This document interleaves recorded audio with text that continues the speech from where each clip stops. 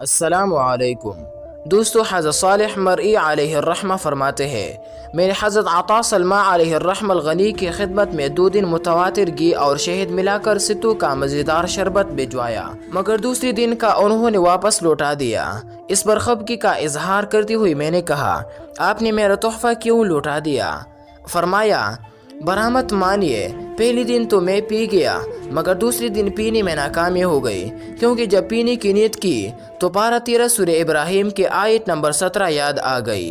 اعوذ باللہ من الشیطان الرجیم يتجرعه ولا يكاد يسيغه ويأتيه الموت من كل مكان وما هو بميت ومن ورائه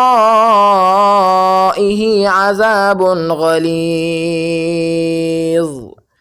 ترجمہ: بمشکل اس کا تولا تولا گونڈ لے گا اور گلی سے نیچے اتارنے کی امید نہ ہوں گی، اور اسے ہر طرف سے موت آئیں گی اور مرے گا نہیں، اور اس کے پیچھے ایک گاڑا عذاب۔